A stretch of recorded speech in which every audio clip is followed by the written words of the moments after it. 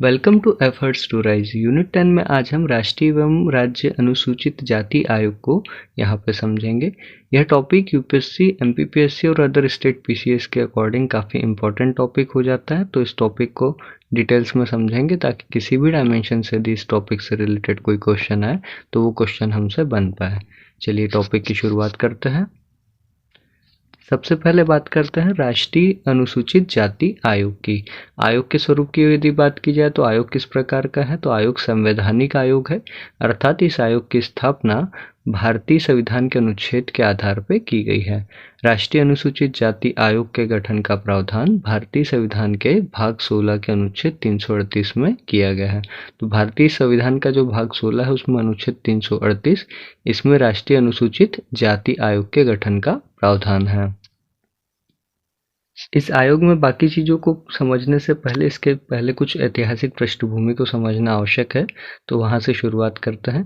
भारतीय संविधान में 65वें संविधान संशोधन 1990 के द्वारा अनुच्छेद 338 में संशोधन किया गया था और इसी के आधार पर अनुसूचित जाति तथा जनजाति आयोग के गठन का प्रावधान किया गया था। 65वें संविधान संशोधन 1990 के पूर्व अनुच्छेद 338 में अनुसूचित जाति तथा जनजाति के लिए आयोग के स्थान पर एक विशेष अधिकारी की नियुक्ति का प्रावधान था। यहाँ पे दो चीज़ों को समझना है। मूल संविधान में जो अनुच्छेद 338 था उसमें क्या चीज़ें थी, उसमें था कि अनुसूचित जाति तथा जनजाति के लिए राष्ट्रपति के द्वारा एक विशेष अधिकारी की नियुक्ति की जाएगी। इसके बाद 65वें संविधान संशोधन 1990 के द्वारा क्या परिवर्तन हो गया, उसके बाद परिवर्तन ये हुआ कि अनुच्छेद 338 में जो विशेष अधिकारी की नियुक्ति का प्रावधान था उसके स्थान पे अनुसूचित जाति तथा जनजाति के लिए आयोग के गठन का प्रावधान किया गया।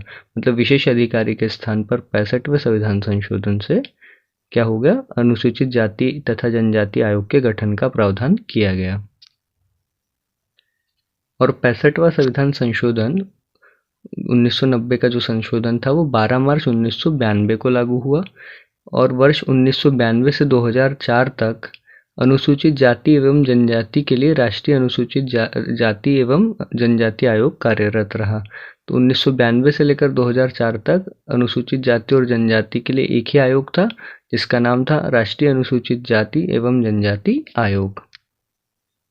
इसके बाद नेक्स्ट है भारतीय संविधान में 89वें संविधान संशोधन 2003 के माध्यम से अनुच्छेद 338 में फिर से एक बार संशोधन हुआ और इस संशोधन के बाद अनुच्छेद 338 में एक नया अनुच्छेद जोड़ा गया, अनुच्छेद 338 ए या आर्टिकल 338 ए, इसको ऐड किया गया। और इसके बाद से क्या परिस्थिति बनी, इसके बाद ये हुआ कि 89th कॉन्स्टिट्यूशन अमेंडमेंट 2003 के अकॉर्डिंग अनुच्छेद 338 में राष्ट्रीय अनुसूचित जाति आयोग तथा अनुच्छेद 338 ए में राष्ट्रीय अनुसूचित जनजाति आयोग की स्थापना का प्रावधान हुआ। यहाँ पे एक चीज को समझना है कि 89th संविधान संशोधन 2003 से एक आर्टिकल एक्स्ट्रा ऐड हो गया, वो है आर्टिकल 338 ए। तो अनुच्छेद 338 जो था उस जो पहले से ही था बना हुआ, उसमें राष्ट्रीय अनुसूचित जाति आयोग की स्थापना का प्रावधान किया गया और अनुच्छेद 338 ए जिसको 89th कॉन्स्टिट्यूशन अमेंडमेंट 2003 से ऐड किया गया था, इसमें राष्ट्रीय अनुसूचित जनजाति आयोग की स्थापना का प्रावधान किया गया। इसके बाद बात करते हैं 89th संविधान संशोधन की जो बात है, 89 कॉन्स्टिट्यूशन अमेंडमेंट 2003 यह कब लागू हुआ था, तो यह लागू हुआ था 19 फरवरी 2004 को और 28 सितंबर 2003 को यह पारित हुआ था। दो अलग अलग चीज़ों को ध्यान में रखना है। सबसे पहले यह पारित कब हुआ था, तो 28 सितंबर 2003 को, अर्थात क्या हुआ इस समय, क्या हुआ, राष्ट्रपति मतलब पारित हुआ यह 28 सितंबर 2003 को और लागू हुआ संविधान संशोधन 19 फरवरी 2004 को। इस प्रकार की दोनों ही चीज़ों को याद रखना। और राष्ट्रीय अनुसूचित जाति आयोग का मुख्यालय कहाँ है, तो मुख्यालय है नई दिल्ली में। इसके बाद एक एक करके आयोग की चीज़ों को देखते हैं। तो आयोग की संरचना की पहले बात करते हैं। तो राष्ट्रीय अनुसूचित जाति आयोग बहुसदस्यीय आयोग है। इसमें एक अध्यक्ष, एक उपाध्यक्ष और अन्य 3 सदस्य शामिल होते हैं।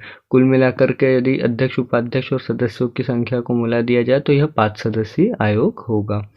राष्ट्रीय अनुसूचित जाति आयोग के अध्यक्ष को केंद्रीय मंत्री का तथा उपाध्यक्ष को राज्य मंत्री का दर्जा प्राप्त होता है। इसके बाद बात करते हैं राष्ट्रीय अनुसूचित जाति आयोग के अध्यक्ष की। तो राष्ट्रीय अनुसूचित जाति एवं जनजाति आयोग के प्रथम अध्यक्ष कौन थे? एस रामधन थे, जो 1992 में अध्यक्ष बने थे। क्योंकि 1992 में क्या हुआ था, राष्ट्रीय अनुसूचित जाति एवं जनजाति आयोग को बनाया गया था, तो उसके पहले अध्यक्ष थे एस रामधन। फिर राष्ट्रीय अनुसूचित जाति एवं जनजाति आयोग के अंतिम अध्यक्ष कौन थे? विजय सोनकर शास्त्री इसके अंतिम अध्यक्ष थे। ये दोनों अध्यक्ष ध्यान में रखना है। इसके बाद बात करते हैं राष्ट्रीय अनुसूचित जाति आयोग के अध्यक्ष की। तो राष्ट्रीय अनुसूचित जाति आयोग के प्रथम अध्यक्ष श्री सूरजभान सिंह थे, 2004 में यह अध्यक्ष बने थे। और राष्ट्रीय अनुसूचित जाति आयोग के वर्तमान अध्यक्ष श्री विजय संपला है, ठीक है। और एक राष्ट्रीय अनुसूचित जाति आयोग के वर्तमान उपाध्यक्ष श्री अरुण हलदर है। तो यह तीनों भी अध्यक्ष और उपाध्यक्ष से जुड़ी हुई ये चीज़ों को ध्यान में रखना है। इसके बाद आयोग के कार्यों की बात करते हैं। तो राष्ट्रीय अनुसूचित जाति के हितों की संरक्षण करना यह आयोग का मुख्य कार्य है। और इसके बाद में राष्ट्रीय अनुसूचित जाति से संबंधित नीतिगत फैसलों के समय केंद्र एवं राज्य सरकारों को परामर्श प्रदान करना, यह भी राष्ट्रीय अनुसूचित जाति आयोग के प्रमुख कार्यों में शामिल है। इसके बाद चीज़ें डिस्कस करते हैं नियुक्ति से संबंधित। तो राष्ट्रीय अनुसूचित जाति आयोग के अध्यक्ष उपाध्यक्ष एवं सदस्यों की नियुक्ति राष्ट्रपति के द्वारा की जाती है। तो यहाँ ध्यान रखना, राष्ट्रपति के द्वारा नियुक्ति की जाती है। और सेवा शर्तों से संबंधित चीज़ें क्या है? राष्ट्रीय अनुसूचित जाति आयोग के अध्यक्ष एवं सदस्यों की सेवा शर्तों का निर्धारण राष्ट्रपति के द्वारा किया जाता है। इसके बाद नेक्स्ट है कार्यकाल। राष्ट्रीय अनुसूचित जाति आयोग के अध्यक्ष एवं सदस्य का कार्यकाल जो है 3 वर्ष का होता है। पुनः नियुक्ति की यदि बात करें तो राष्ट्रीय अनुसूचित जाति के अध्यक्ष, उपाध्यक्ष एवं सदस्य पुनः नियुक्ति के पात्र होते हैं, अर्थात इन्हें पुनः नियुक्त किया जा सकता है, किंतु 2 कार्यकाल से अधिक कार्यकाल के लिए इन्हें नियुक्त नहीं किया जा सकता। तो यहाँ पे ये चीज़ को ध्यान रखना है। इसके बाद नेक्स्ट है त्यागपत्र। राष्ट्रीय अनुसूचित जाति आयोग के अध्यक्ष एवं सदस्य अपना त्यागपत्र किसे सौंपते हैं? राष्ट्रपति को सौंपते हैं। आयोग की शक्तियों की यदि बात की जाए तो राष्ट्रीय अनुसूचित जाति आयोग को जात संबंधी कार्यों के लिए सिविल प्रक्रिया संहिता 1908 के तहत सिविल शक्तियां प्राप्त है। इसके बाद नेक्स्ट है प्रतिवेदन या रिपोर्ट। राष्ट्रीय अनुसूचित जाति आयोग अपनी रिपोर्ट को राष्ट्रपति के समक्ष सौंपता है और राष्ट्रपति के द्वारा इसे संसद के समक्ष प्रस्तुत करवाया जाता है। दूसरा फैक्ट है, यदि किसी रिपोर्ट का संबंध किसी राज्य से है तब राष्ट्रीय अनुसूचित जाति आयोग उस रिपोर्ट को संबंधित राज्य के राज्यपाल को सौंपता है। यहाँ पे 2 चीज़ों को ध्यान में रखना है। राष्ट्रीय अनुसूचित जाति आयोग अपनी रिपोर्ट राष्ट्रपति को सौंपता है, राष्ट्रपति उसे संसद के समक्ष प्रस्तुत करवाता है। अब यदि किसी रिपोर्ट का संबंध यदि किसी राज्य से है तो उस परिस्थिति में क्या होगा? राष्ट्रीय अनुसूचित जाति आयोग संबंधित राज्य के राज्यपाल को अपनी रिपोर्ट को सौंपेंगे। इसके बाद नेक्स्ट है राष्ट्रीय अनुसूचित जाति आयोग अनुच्छेद 338। क्योंकि यहाँ पे एक आर्टिकल में डिटेल में चीज़ें बताई गई है और एग्जामिनेशन का एक ट्रेंड रहा है कि किस आर्टिकल में कौन सा प्रावधान शामिल है, इस प्रकार के प्रश्न पूछे जाने का एक ट्रेंड रहा है। तो हम यहाँ पे सभी आर्टिकल्स को डिस्कस करेंगे। देखिए, अनुच्छेद 338 1 से लेकर अनुच्छेद 338 9 तक के जितने आर्टिकल है, ये सभी के सभी आर्टिकल राष्ट्रीय अनुसूचित जाति आयोग से संबंधित है। तो एक एक करके डिटेल में आर्टिकल में शामिल प्रोविजंस को देखते हैं। देखिए, अनुच्छेद 338 1 में क्या प्रावधान शामिल है? राष्ट्रीय अनुसूचित जाति के आयोग के लिए गठन का प्रावधान है।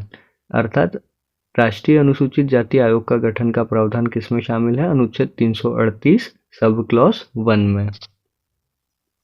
इसके बाद अगला अनुच्छेद है अनुच्छेद 338 2। इसमें राष्ट्रीय अनुसूचित जाति आयोग की संरचना, सेवा शर्तें और कार्यकाल से संबंधित प्रावधान है। यहाँ पे 3 अलग अलग चीज़ें शामिल हैं।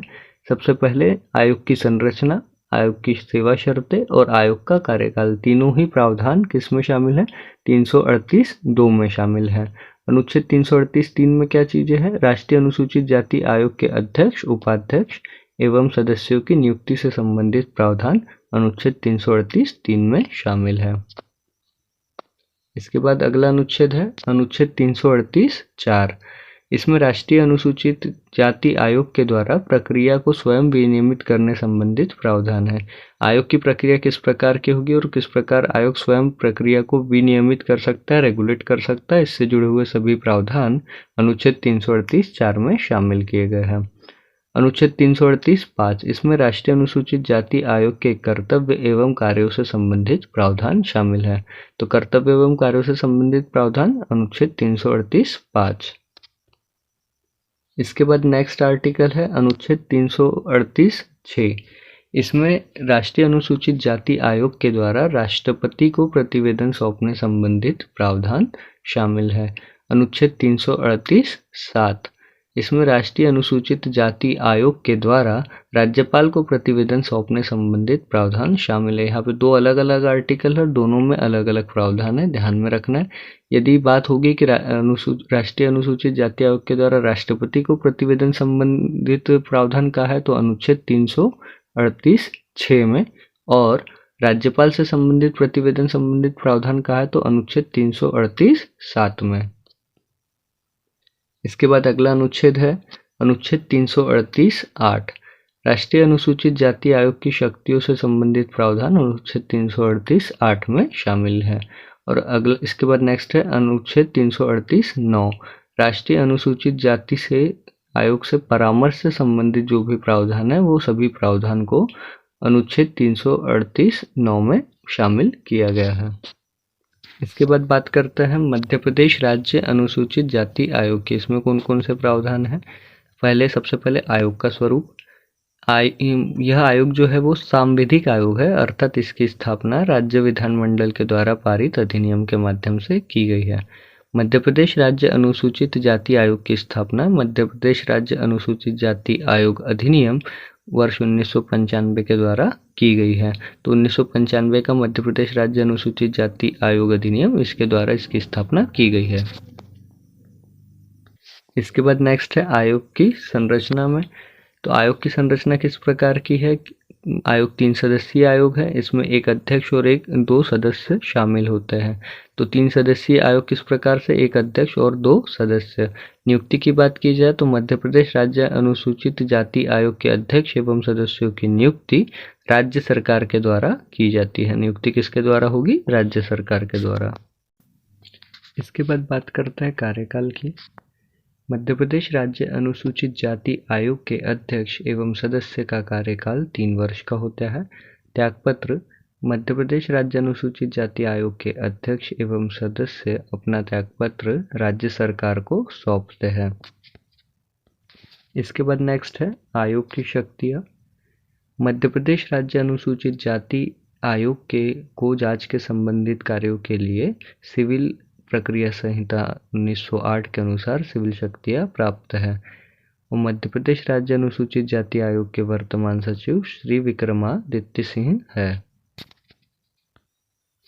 चैनल पर national international current affair, MP specific current affair available है। इसी के साथ साथ आयोग से संबंधित यूनिट भी अवेलेबल है, जिसमें सभी लेक्चर्स अवेलेबल मिलेंगे। चैनल के वीडियोस को लाइक शेयर करें और चैनल को सब्सक्राइब करना बिल्कुल ना भूलें, ताकि सबसे पहले अपडेटेड इन्फॉर्मेशन आप तक पहुंच पाए।